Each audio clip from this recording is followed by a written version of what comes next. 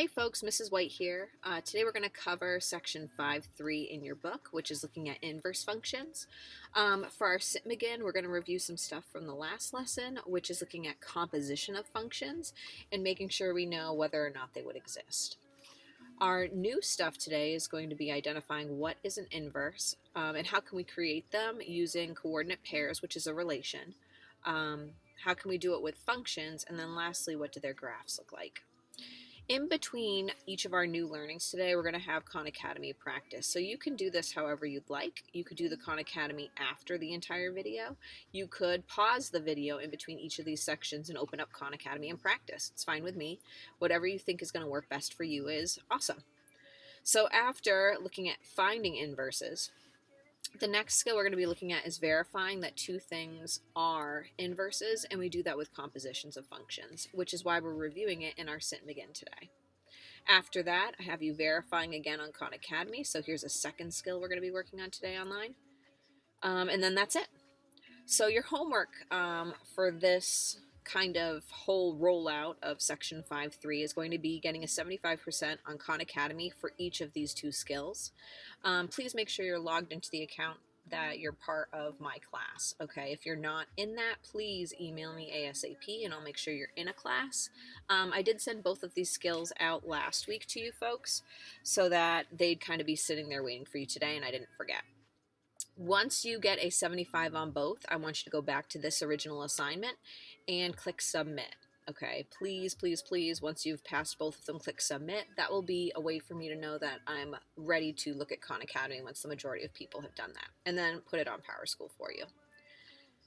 So let's just hop right into it. Okay, we're going to review in our SITMGIN first, section 5.2, which was composition of functions. So what it's asking us to do here is find f of g of x and then g of f of x if they exist. So we're going to calculate each composition and then double check that domains and ranges match up. So we're going to start off by doing f of g of x. And just a quick reminder, this means that we're taking our f function and we're plugging in g of x into it. Okay, and we've kind of done that already in a previous chapter, in chapter 4. So my f function says 4x minus 1.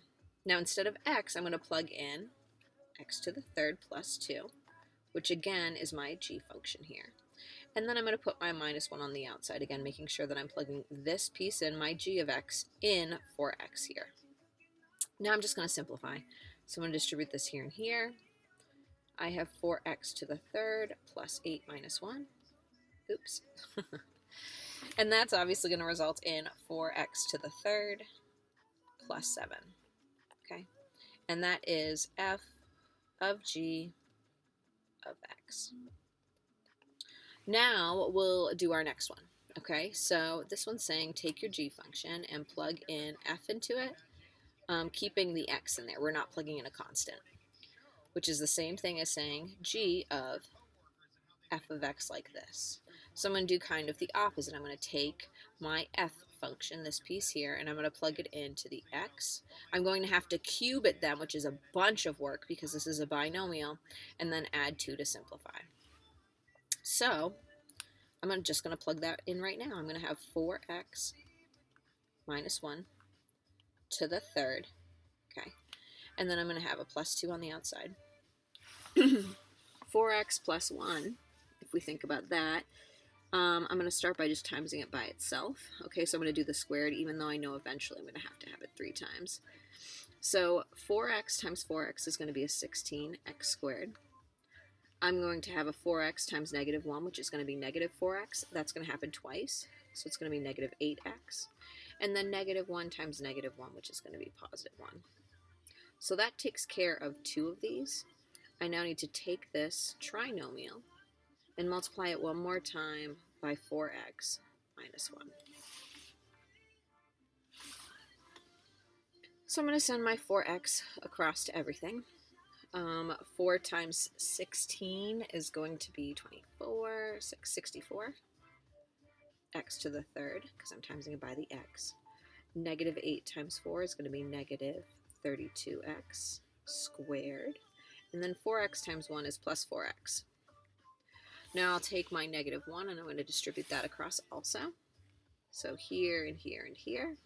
That will be negative 16x squared. Then it will be positive 8x. And then lastly, negative 1 times positive 1 is going to be a minus 1. I'm going to combine like terms, and I'm going to get 64x to the third minus 48x squared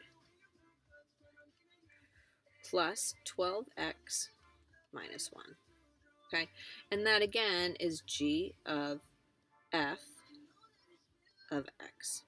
Okay, now clearly these two things aren't the same. The order that you plug things in matters. Okay, if we look here, we had our domain and range of a line is all reals, and our domain and range of a cubic is also all reals. So I don't have to worry about the flip-flopping here. The domain and range are going to work.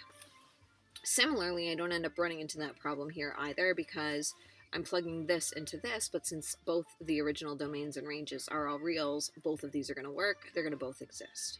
Okay?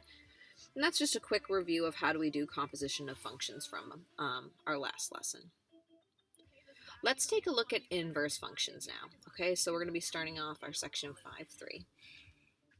And I have a definition here for you in words right from your textbook, but I thought you could probably figure it out on your own. So take a second. I want you to look at this relation, okay? And remember, a relation is a set of ordered pairs.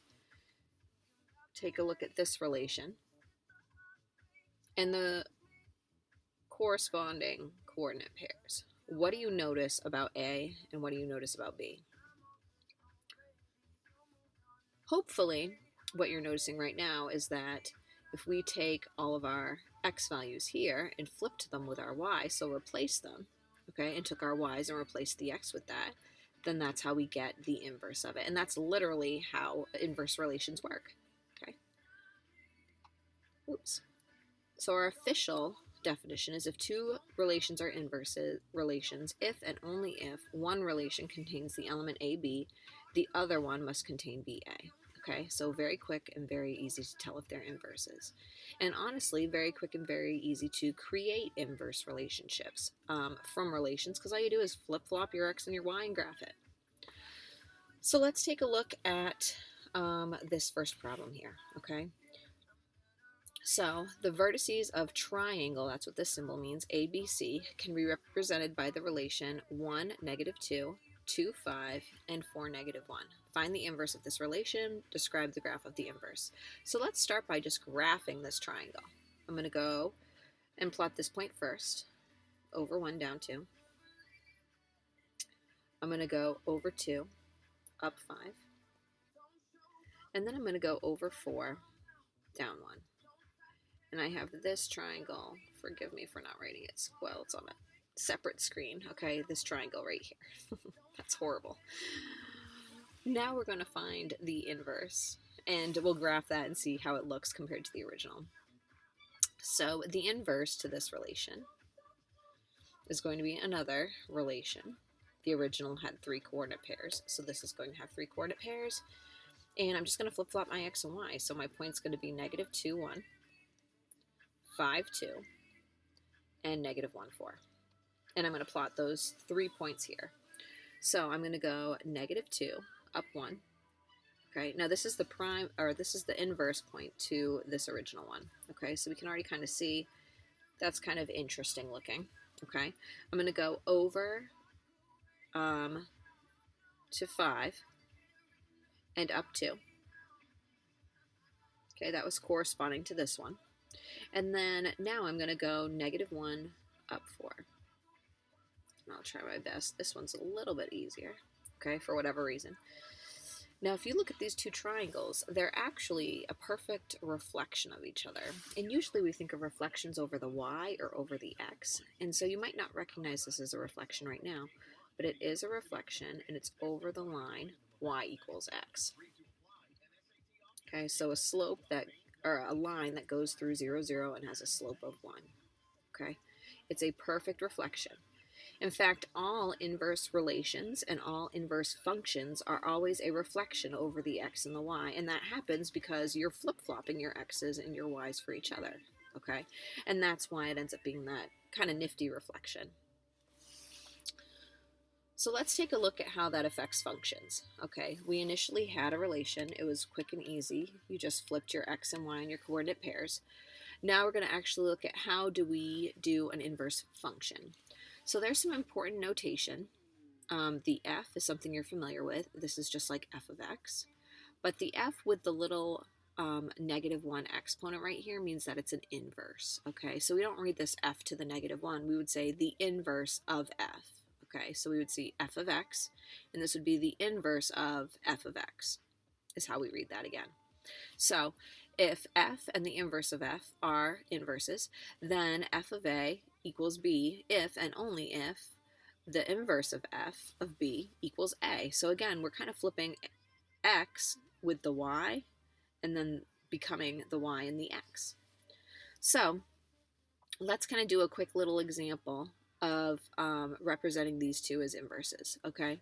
So what it is telling me is if I have a function, okay, and I plug in a value here, so let's just pick a number. Let's do f of 2, okay?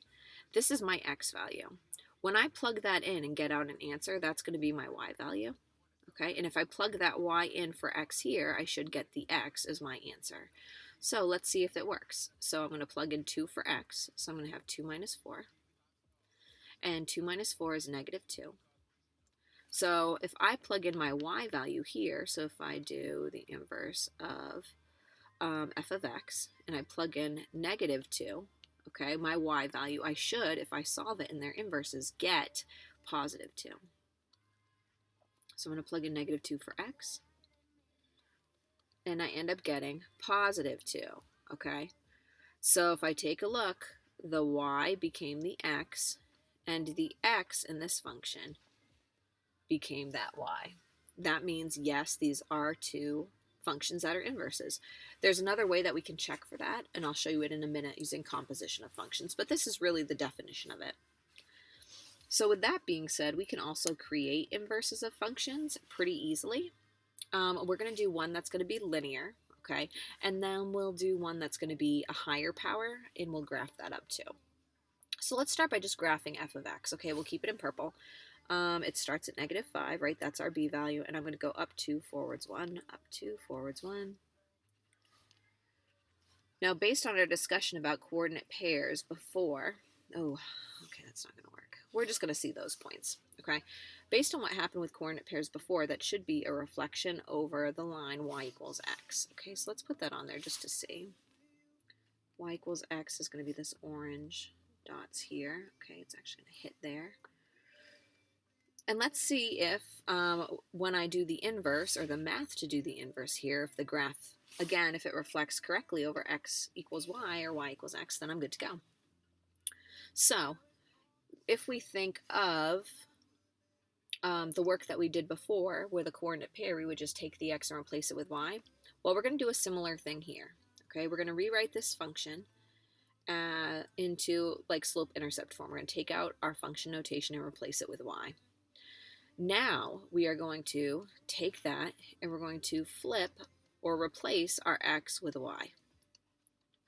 Okay, so what that means is instead of y equals 2x, I'm going to do x equals 2y minus 5. And you might be like, Mrs. White, why does that even matter? Well, what happens is when I rearrange this to get my y alone in positive, to put it into slope-intercept form, I'm going to get a brand new line. I actually changed everything by replacing x with y and y with x. So now I'm going to get this alone in positive. And this is part of why we spend so much time in Algebra 1, and even in the beginning of this year, rearranging functions. Okay, so I'm going to start by adding 5, and then I'm going to divide by 2. So I end up with x plus 5 over 2 equals y. And this is hard to graph, so I'm going to distribute this 2 to both pieces. I'm going to have 1/2 x plus 5/2 equals y. Now I'm ready to graph this. Okay, it's going to start at 5 divided by 2, which is the same thing as 2 1/2. I'm going to go up 1, forwards 2. So up 1 puts me here, forwards 2. Up 1, forwards 2, up 1, forwards 2, and I think it would hit perfectly right there. I'm going to go down 1, backwards 2, down 1, backwards 1, 2. And if you look, this blue line is a pretty gosh darn good reflection of the purple dots, okay? This is the inverse function to this. And the way we really should write it is with our correct notation.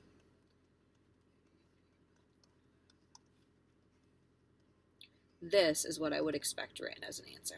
Not with the y, but with our inverse function of x, okay?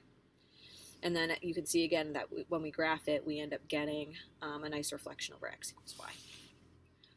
So let's tackle one where we're going to have, excuse me, something that's nonlinear, okay? So if I'm asked to rewrite this into its inverse, I'm going to start by replacing my f of x with y. Now, maybe before I do this, we should talk about this graph. If it's x to the second power, hopefully you recognize that as a parabola. And this is a really simple parabola. It's kind of like our parent function, but it's shifted up 1. So I'm going to come here. I'm going to end up with this. Oh, it's going to be tricky to... There we go. I end up with this initial first parabola. Okay, so the inverse of that, we'll have to see what actually happens, but that's my original problem. Okay, so to start creating the inverse, I'm going to replace my y with my x and my x with my y. And I'm going to isolate my y now, okay, so that it's going to be ready to graph. I'm going to subtract 1, subtract 1. And then my last step is to get this y totally alone and positive. I really hope right now you're saying to yourself, oh, to cancel out a squared, we need to square root both sides. So I end up getting that the inverse function of x is going to equal the square root of x minus 1. And you might not know exactly what this looks like, so we could make an xy chart. Some funny news for you is that after we take our quiz this week, our next section is going to be graphing square root functions. So you'll be a lot better at it. You won't have to make a table after today. Yeah, you won't have to. So we could try 0, we can try 1, we can try 2, we can try 3, just to kind of get an idea of what this graph looks like. If I plug in 0 here, I get 0 minus 1, which is negative 1. What's the square root of negative 1? It's not 1 and it's not negative 1. It's I, right? It's an imaginary number. Can we graph an imaginary number on a normal grid? No. So that means this graph does not exist here, okay? I'm just going to put a line. You could put NA if you want. If I plug a 1 in, 1 minus 1 is 0. The square root of 0 is a number. It's 0. So this graph is going to start at over 1 up 0. If I look at 2, 2 minus 1, okay, 2 minus 1 is 1, and the square root of 1 is 1. So I'm going to come over 2, I'm going to go up 1. Okay. Excuse me. Lastly, I'm going to plug in the 3. 3 minus 1 is 2. Square root of 2 is not a nice number. If you grabbed a calculator, I'm pretty sure it's like 1.6 or 1.7. So we'll go over 3, we'll go up a little bit, around 1.5. Now, we could plug in the number, and I'm just going to skip 4 because I'm already anticipating it's going to be nasty again. If I plug in 5 here, I'm going to have 5 minus 1, which is 4, and square root of 4 is nice. It's 2. So I'm going to go to over 5 up 2. So I end up with this graph right here. Okay, and it's going to kind of continue in this direction. This is the actual graph of a square root function. It always has a start point. This start point was shifted to the right 1. And then it just follows kind of a very specific pattern, okay, where it kind of comes up quickly and then it levels out. And that is the inverse function. If you look again at our x equals y, okay, we end up seeing that this half of our quadratic is reflected. We can't reflect the other half because then it won't pass the vertical line test. It won't actually be a function anymore, and that's why we ended up getting I values for everything that's to the left of that, okay? So there's our answer, and there's our graph. So if you want to take a couple seconds, you can go through, solve and graph these two problems. I'm going to do it silently and quickly so that if you want to check your answers, you can, but you don't need to. I am not going to talk while solving this.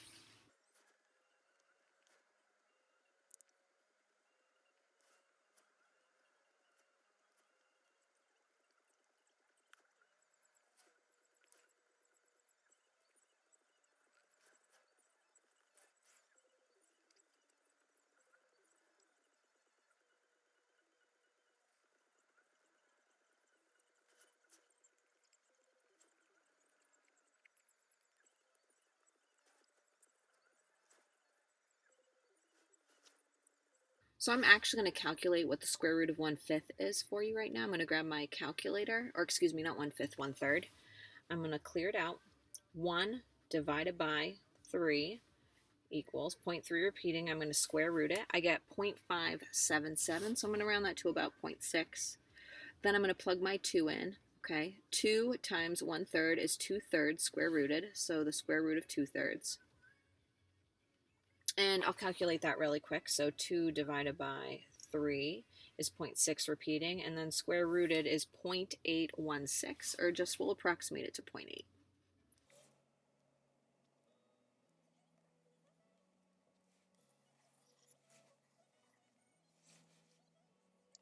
So at this point, folks, I'd love for you to take a minute and log into Khan Academy. I sent you 2 skills. The first one is finding inverses of linear functions. So you're not going to have to do this with quadratics. Everything's going to have a single degree. So they're going to look something like this, and you're going to find the inverse. And again, this is what I want you to complete with a 75% or higher. Okay? If you want to pause the video, you can come back after you do some practice, or if you want to save it for later, you can save it for later and just continue on right now. So the last piece that we're going to talk about today is going to be, if you're given 2 functions, how do you know if they're inverses or not? And this is what's kind of cool. If you look at 2 functions, they're going to definitely be inverses if and only if their compositions are the identity function. Okay, so what that means is if we take f of x and we take g of x, they're going to be inverses if and only if f of g of x equals x and g of f of x also equals x. So what we plug in is what we should get out. If that is not the case, then we know automatically that they are not going to be inverses of each other if everything doesn't cancel and just literally leave you with x. Now, if it works here, you have to check the second one, but if for some reason in this first one, oops, sorry about that, you don't get x, you can stop and say automatically that they're not inverse functions, okay? And that will make more sense as we go about solving a couple. So we're going to start off by doing f of g of x for each of these. So if you're asked determine whether they're inverses, you're going to do composition of functions. And that's why we reviewed it before we got started today. So we're going to start off by doing f of g of x, which means we're going to take our f function and we're going to plug g of x into it. So we're going to take this function and we're going to take that x out and we're going to plug this into it. And if everything works appropriately, at the very end, I should be left with just equals x. And if that's what happens, then they could potentially be inverses. I have to check the other composition, g of f of x. So I'm going to rewrite this. Instead of 3x, I'm going to put 3 times 1/3 x minus 3. And then I need to remember to put my plus 9.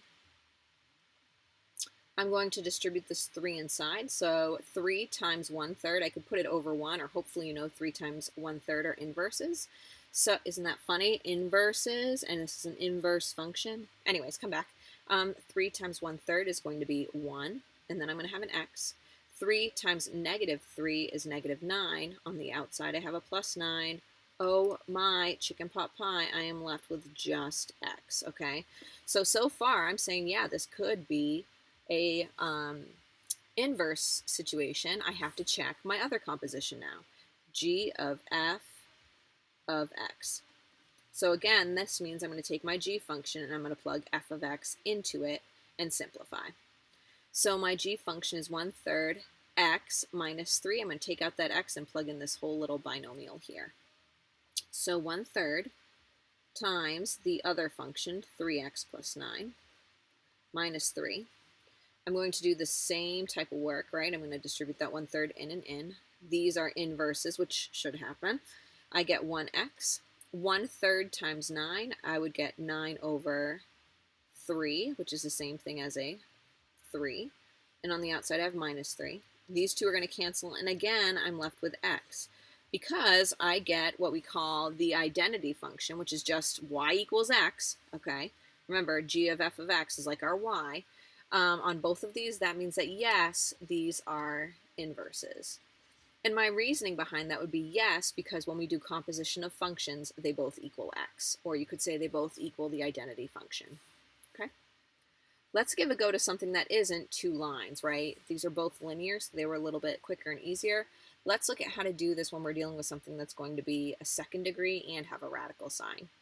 So hopefully you recognize right now, oh, it's a second degree. When we created an inverse, we ended up with a square root. So that's a good sign, okay? If we're trying to see if these are inverses of each other or not, this should have a square root with it.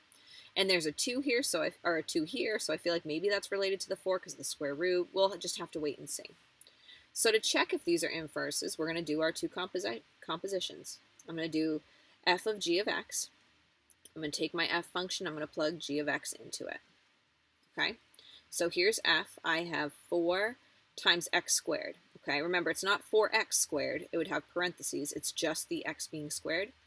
So I'm going to have the 2 root x being squared. Okay, and that's what this is with my g of x, my 2 square root of x in it. So this is a monomial. I can send the squared here and here. So 2 squared is 4. And then the square root of x times the square root of x, just take a second to think about that, right? Anything times itself, we could say, is that thing squared. And we know square root and squared are inverse operations, so I'm just going to be left with x, which is good. But then lastly, I'm noticing, oh, 4 times 4, that's not going to cancel. It's going to be 16x. This is not the identity function, okay? It's not just x. It has a coefficient. This means I don't even need to check my other composition, my g of f of x, because this is not the identity function. These two are not going to be inverses of each other. Okay, so it's pretty quick and easy, but this is why we learn compositions of functions, so we could determine if it is inverses or not, okay, because that's how we test it.